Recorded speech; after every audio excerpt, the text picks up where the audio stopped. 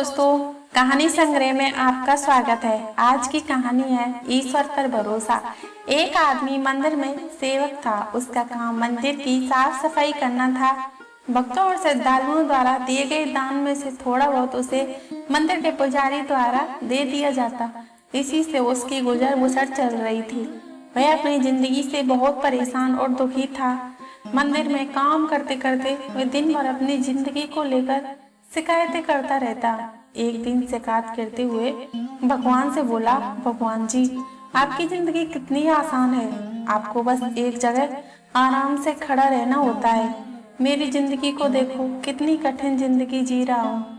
मैं दिन भर कड़ी मेहनत करता हूँ, तब कहीं 2 जून की रोटी नसीब हो पाती है। काश मेरी जिंदगी भी आपकी तरह होती। उसकी बात सुनकर भगवान बोले, तुम जैसा सोच रहे हो वैसा नहीं है। मेरी जगह रहना बिल्कुल आसान नहीं है। मुझे बहुत सारी चीजें देखनी पड़ती हैं, बहुत सी व्यवस्थाएं करनी पड़ती हैं। ये हर किसी के बस की बात नहीं है। भगवान जी, कैसी बातें कर रहे हैं आप? आपका काम आसान ही तो है। आपकी तरह तो मैं भी दिन भर खड़े रह सकता हूँ। इसमें कौन सी बड़ी बात है? मंदिर का सेवक हूँ, तुम नहीं कर पाओगे। इस काम में बहुत धैर्य की आवश्यकता पड़ती है। भगवान बोले, मैं जरूर कर पाऊंगा। आप मुझे एक दिन अपनी जिंदगी जीने दीजिए।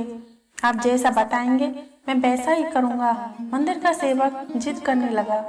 उसकी जिद के आगे भगवान मान गए और बोले, ठीक है, आज पूरा दिन तुम मेरी जिंदगी जियो।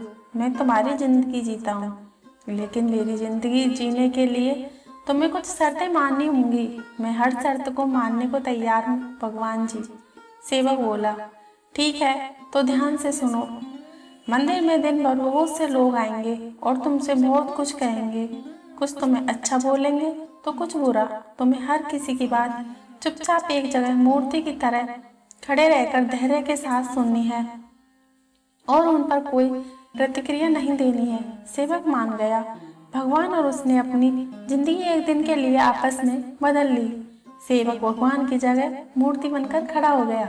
भगवान मंदिर की साफ सफाई का काम निपटाकर वहां से चले गए। कुछ समय बीतने के बाद मंदिर में एक धनी व्यापारी आया। भगवान से प्रार्थना करते हुए बोला, भगवान जी, मैं एक नई फैक्ट्री डाल रहा हूँ। मुझे आशीर्वाद दीजिए कि यह फैक्ट्री अच्छी तरह चले और मैं इससे अच्छा मुनाफा कमाऊं। प्रार्थना करने के बाद वह प्रणाम करने के लिए नीचे झुका तो उसका बटुआ गिर गया। जब वह वहां से जाने लगा तो भगवान की जगह खड़े मंदिर के सेवक का मन हुआ कि उसे बता दे कि उसका बटुआ गिर गया है, लेकिन शर्त के अनुसार उसे चुप रहना था। इसलिए वह कुछ नहीं बोला और खामोश खड़ा रहा।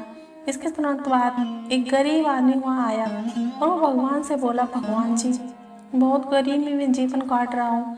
परिवार का पेट पालना है, माँ की दवाई की व्यवस्था करनी है।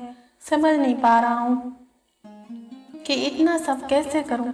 आज देखो, मेरे पास 1 रुपया है, इससे मैं क्या कर पाऊंगा। आप ही कुछ चमत्कार करो और मेरे लिए धन की व्यवस्था कर दो। प्रार्थना करने के बाद जैसे वह जाने को हुआ, उसे नीचे गिरा व्यापारी का बटुआ दिखाई दिया।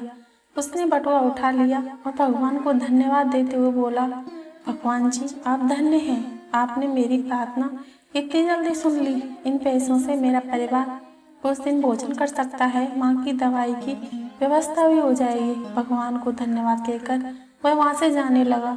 तब भगवान बने मंदिर के सेवक का मन हुआ कि उसे बता दे कि वह बटुआ तो व्यापारी का है, उसे मैंने नहीं दिया है।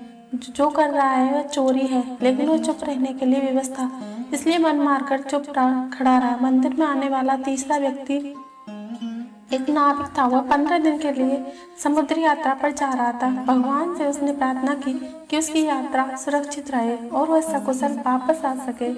वह प्रार्थना कर ही रहा था कि धनी व्यापारी वहां आ गया। वह अपने साथ पुलिस भी लेकर आया था।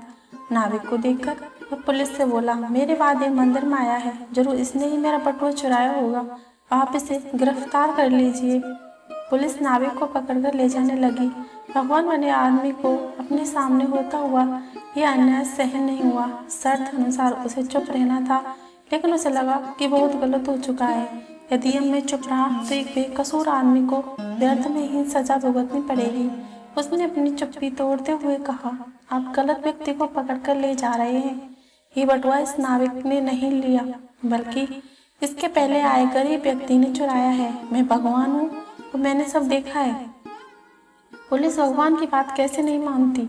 उनकी बात सुनकर उन्होंने नाविक को छोड़ दिया और उस गरीब आदमी को पकड़ लिया जिसने बटुआ लिया था। शाम को जब भगवान वापस आए तो मंदिर के सेवक ने पूरे दिन का वृत्तांत सुनाते हुए उन्हें गर्व के साथ बताया कि आज मैंने एक व्यक्ति के साथ अन्याय होने से रोका है।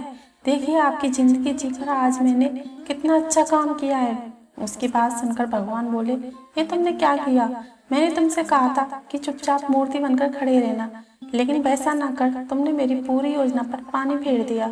उस धनी व्यापारी ने पुण्य कर्मों द्वारा इतना धन कमाए, यदि उसमें से कुछ पैसे गरीब आदमी को मिल जाते तो उसका भला हो जाता और व्यापारी के पाप भी कुछ कम हो जाते।